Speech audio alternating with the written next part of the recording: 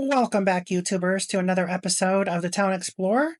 In this series, we are counting down the top 10 most charming towns in each state. Today is episode 6, Maine, also known as the Pine Tree State. If this type of content interests you, be sure to like and subscribe for more content just like this in the near future. And without any further ado, let's go ahead and dive right into the state of Maine. Number 10 takes us to our first stop, Farmington. Located in Franklin County and also the county seat of Franklin County, lies this beautiful city of about 7,500 people and is also home to the University of Maine at Farmington. Things to do in Farmington would be, of course, to stroll through the beautiful downtown area near the university. Definitely the fall is the time to visit, preferably October, when fall foliage is at its peak. But nonetheless, you have plenty of options for things to see and do in this beautiful historic town, such as the tour of the Nordica Homestead Museum, explore the Titcomb Mountain, as well as the University of Maine Farmington Art Gallery, and of course the Mosher Hills Falls, which is nearby as well. Also check out the Blow Away Cobwebs at the Whistle Stop Rail Trail. Haven't seen enough? Well, there's plenty to do downtown. Shopping, grab a pint at a local brewery, some amazing food, or attend one of the many parades or festivals that they have in Farmington. So definitely something to check out. You definitely want to put Farmington at the top of your list there if you are looking for a fun getaway weekend with the family. Plenty to do and plenty to see. Number 9 on our list takes us to the beautiful and tiny town of Wiscasset.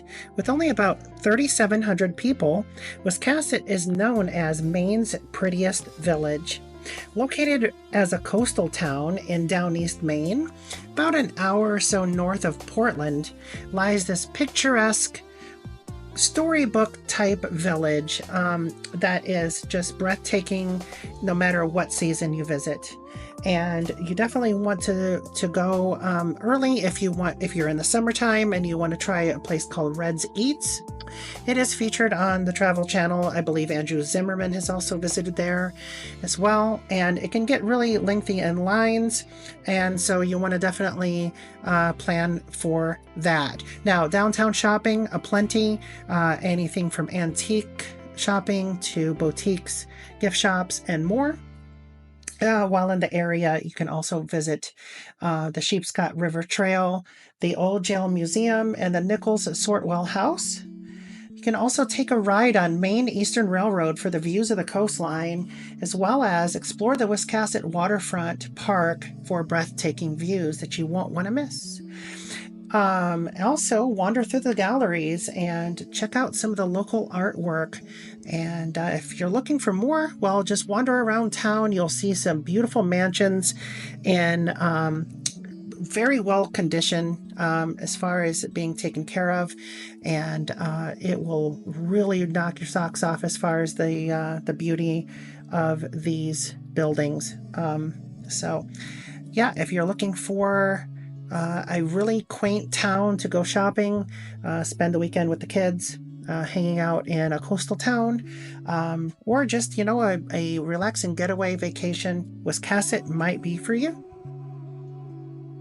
And number 8 is just a short drive away from Wiscasset, Boothbay Harbor. With about only 2,000 people, located on one of Maine's beautiful inlets, lies this quaint village, super charming town. And the best time of year to visit Boothbay Harbor would be in the summertime, where there is plenty to see and do. Anything from kayaking to parasailing.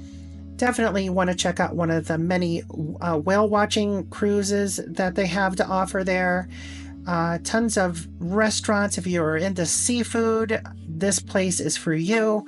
Tons of really good lobster there. Also your souvenirs, your country stores, your antiques, and just really relaxing weekend getaway just to check out, especially if you want to get away from the large crowds and the hustle and bustle of the bigger cities. Boothbay Harbor is definitely one that you want to put on your bucket list if you are in the mid-coast region of Maine along the coastline. A lot of people have summer homes here too, if they are living half in one place and half in the other. So a lot of people choose Boothbay Harbor for its relaxing feel, but also its beautiful views. So check out Boothbay Harbor if you're into good, clean fun. Also too, kids, don't forget to check out the 23-pound lobster located at the Maine State Aquarium, or check out one of the lighthouses nearby. Also too, there's jazz concerts and comedy shows at the historic Opera House.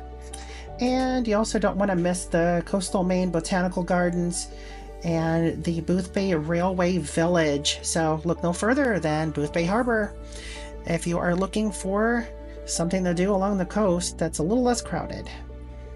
Number 7 takes us down the coast to Ounquit.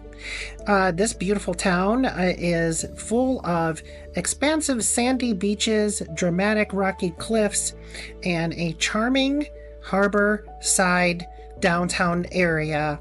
You also can find world-class dining and resort experiences in this town. Beautiful inns, Airbnbs, and bed and breakfasts as well. And like I said, there's plenty of beaches. Lots of really good photos can be taken here in Ounquit. And just taking a walk along like Marginal Way and go down to the beach and just relax and watch the water, watch the people. It is super fun and enjoyable. It is definitely a family destination in the summer months, and not so much to do in the winter. So definitely plan to go there in the summer. A lot of swimming, a lot of activities in the water, of course. You can also see a show at the Ounquit Playhouse. And you can also visit the Ounquit Museum of American Art and Sculpture Garden. And don't forget to check out one of the many beautiful restaurants and art galleries, as well as souvenir shops, boutiques, and more. Definitely taking a stroll right down through that main thoroughfare is definitely something that'll be more worthwhile to do in person rather than taking a drive down through. And now parking is a little bit limited in this town, so you might want to get there early. Plan to get there early enough to park behind some of the storefronts. There are some public parking areas there. Some of them are pay to park and some of them aren't. So just watch the signs, read the signs, pay if necessary. But yeah, parking is definitely limited there.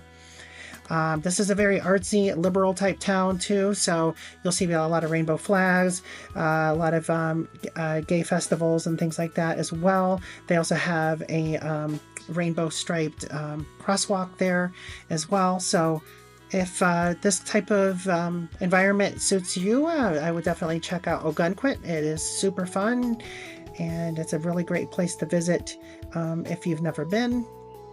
It is about half an hour south of Portland, not too far from the New Hampshire border, very close to I-95. So check out Ounquit if you're in the area, southern Maine.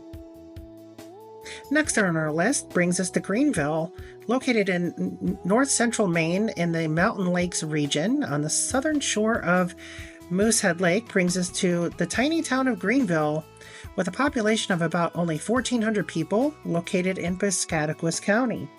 It is also known as the gateway to Moosehead, so if you hear the locals talk about Moosehead, they're referring to Greenville. Now, Greenville is a quaint, charming little town right along that coastline there, and the fall foliage is absolutely second to none, but there's plenty to do in the summer time as well. So if you have a boat, you're into the water sports of any kind, or just lakeside cabins suit your interests, look no further than Greenville. It's off the beaten path, it's quiet, and yet there is still plenty to do here. Anything from the nature reserves in the area, antiquing. There's also the Greenville Historical Museum, Greenville shopping areas such as the shopping mall, as well as the local seafood dishes in the area. If the kids are looking for something fun to do besides being on the water, you have the Greenville Zoo. And also plenty of islands out there in the middle of the lake as well that you can boat out to. You're going to see plenty of wildlife out there. Make sure you bring that camera. You can possibly see some moose, some bald eagles. And again, if you're there in the late summer, early fall, the fall foliage is absolutely superb. I mean, if you're looking for those postcard worthy type of images, you will definitely get some great shots of this area in the latter part of the summer, early fall. Now, there's tons of bed and breakfast there, Airbnbs, hotels, inns, cabins, camping. There's so much to offer as far as places to stay. Now, it is a little bit popular in the summer, so you might want to, book in advance a little bit. Then they have also the trails for ATVs and side-by-sides. So if you have something that you want to go ride on the trails with, go ahead and bring your ATVs up there. There's plenty of places to drive around up there as well. And don't forget to check out Indian Hill Trading Post, just located on the southern part of the town limits there. They have more than just groceries. They have everything from boots to hiking gear and more. So be sure to check them out as well. Number 5 on our list brings us to Rangeley, located in the northwestern part of the state with a population of only about 1,000 people. So if you're looking to get away from it all, Rangeley is definitely for you. If you're into the outdoors, hiking, biking, fishing, boating, skiing, snowmobiling, snowshoeing, or just grabbing that perfect photo from the top of a mountain, Rangeley is for you. Now, of course, the centerpiece of this town is Rangeley State Park, and I would definitely check out the Rangeley Lakes area if you're looking into, your camping and just outdoors with the family along the lake shore. But also downtown has some really neat little shops and some restaurants and, of course, festivals and things like that. Wintertime, there's plenty to do there as far as, winter sports and things. So it's not just a summer destination. But, of course, if you are looking to camp there, kayak and do some hiking, I would definitely recommend going in the summer. Now, I would definitely try to book for the summer in advance for reservations and things like that. So if you're looking for something to do that's a little bit more laid back and chill, do some swimming, picnicking, and things like that, definitely look into Rangeley. It's super charming, super beautiful. You can also hike a little bit on the Appalachian Trail. The Appalachian Trail actually runs through there a little bit, so you can hike part of it and just say that you hiked part of the Appalachian Trail. There is also some really neat rock formations and things like that. If you're not into camping, there are tons of beautiful inns and bed and breakfast, Airbnbs, and so forth. So if you're looking for something to do to get away from it all, look no further than Rangeley. Number 4 on this list takes us to Damariscotta. Located back down on the mid-coast region of the state, Damariscotta has a population of about 2,000 people. Damariscotta is known for its charm and beauty and scenic views surrounding the town. Anything from the quaint shops at the Rexall Malts. You can grab an old-fashioned soda there. You can also grab some wood-fired pizza with a splendid view of the waterfront, or grab a pastry at the Barn Door Baking Company. Browse some books in one of the old bookstores there in downtown. Check out Rennie's department store, which is one of the main staples of shopping. And then you also have King Elder's Pub. Grab a cheeky drink there. Oyster Farm tours at the Damariscotta River. And also don't forget about your charming souvenir shops, art galleries, and antique shops along Main Street there. You can also take a scenic boat tour on the Damariscotta River. And you can also go to the local history museum. It's called the Lincoln County Historical Association. Indulge in some fresh seafood at a waterfront restaurant like the Damariscotta River Grill. And definitely want to check out plenty of the seafood options there, because there are plenty of seafood. If you are a seafood lover, Damariscotta is definitely for you. Now, also too, you want to make sure to check out some of the other surrounding areas and walking along the shoreline for that beautiful photograph. So it is a wonderful town to bring the family down to. It's safe, it's clean, and it is super fun. I recommend going in the summer. Number 3 takes us to Bar Harbor. Located up the coast line lies this beautiful city of about 5,000 people, and is one of the number 1 destinations for East Coast travelers in the United States. Bar Harbor offers something for everyone just about any time of the year, whether or not you are into seafood or just walking through the downtown shops, checking out some of the souvenir shops, art galleries, and antiques. Also checking out and indulging in some of America's best seafood dishes, such as lobster, oysters, crab, and more. Taking the family out to a beautiful time at one of the theaters or ice cream parlors, as well as going camping, fishing, and whale watching. Plenty of whale watching cruises and excursions are available in this town. Now, also Bar Harbor is the gateway to Acadia National Park. Acadia National Park is Maine's only actual national park, and it's located right there on Mount Desert Island, and features Cadillac Mountain, which you can hike to the top of, sandy beaches. The water does stay pretty cold year-round, though. I will recommend that you don't go immerse yourself too far out there. But you also can take a walk here along the Thunder Hole, where a lot of the water will find their way through the crevices of nature's coves and splash your self then and cool down in the summer months. And also some breathtaking photos can be taken, especially in the fall months too. So lighthouses, rocky coastline, sandy beaches, hiking, biking, fishing, whale watching, strolling through the town. Like I said, you cannot go wrong with Bar Harbor, and it is very charming. Now, if you don't want to do all of these activities, you can go and join one of the Bar Harbor tours. Join everyone else on a bus, and they'll take you around. They'll show you the sights, and then you can probably drive back or walk back to some of those places that you saw on the tour. If you're looking for a place to stay, there's plenty of places to stay. A lot of inns and a lot of hotels that are right along the coastline there for that fantastic view. So Bar Harbor, Acadia National Park, look no further.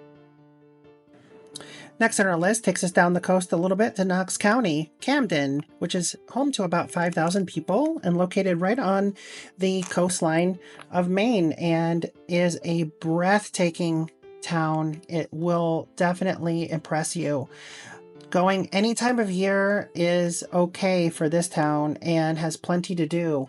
Camden Hill State Park, if you're into camping in the summer, as well as just strolling the downtown area or staying in one of the beautiful Victorian seaside inns.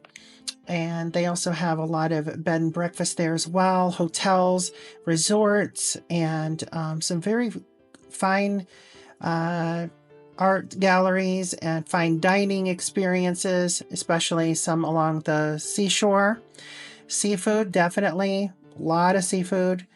And also too, there are plenty of quaint shopping experiences there as well. So be sure to check out the downtown area. It's beautiful any time of year. Like I said, it doesn't matter when you go, you won't be disappointed. There's also some lighthouses in the area as well to check out, such as Curtis Island Light. And so you want to make sure to check out one of those. Now, I recommend getting up early enough to see the sun rise in this town. Of course, Maine being the first state to see the sunlight each day, it offers such a fantastic view. And I've seen the sunrise in this town many a times. And so I highly recommend getting up at least one morning early, catching that sunrise. Sunset cruises are also available. You're just not going to get the westerly view unless you go way out and look back at Maine, but it is definitely worth something to check out. Whale watching excursions, cruise ships, and things like that, you can definitely check out as well. If you're into hiking, you can go to the top of some of the hills there at Camden Hill State Park and overlook the town for that beautiful photograph to send back home. And like I said, it is a storybook type of town, even in the winter. So if you're looking for something really charming, straight out of a storybook or Hallmark movie, look no further than Camden. It will definitely impress. And number 1 takes us to the town of Freeport, home of LL Bean, which is the outdoorsman, camping, hiking, biking, fishing, hunting, skiing mecca of sporting goods stores. And of course, their headquarters is located here, and then also their flagship store. So you can see the world's largest hiking boot. The inside is very rustic and appealing for any outdoors, and as far as, hunting and camping supplies and things go. But also, too, the town itself is very historic, and they made very good use of these historic buildings by creating storefronts that are of name brand.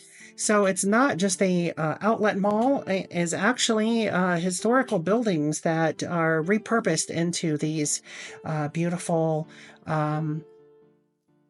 name brand stores, such as Ralph Lauren and Burberry and Nike and Patagonia, etc. Now, there's a ton of restaurants as well, and Tuscan Bistro is definitely one to check out.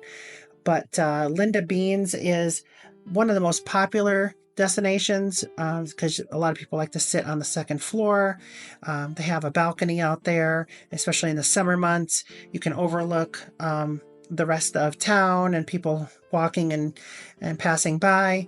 A lot of other mom and pops types restaurants around the area to check out as well, especially if you're into seafood and looking for that perfect lobster roll.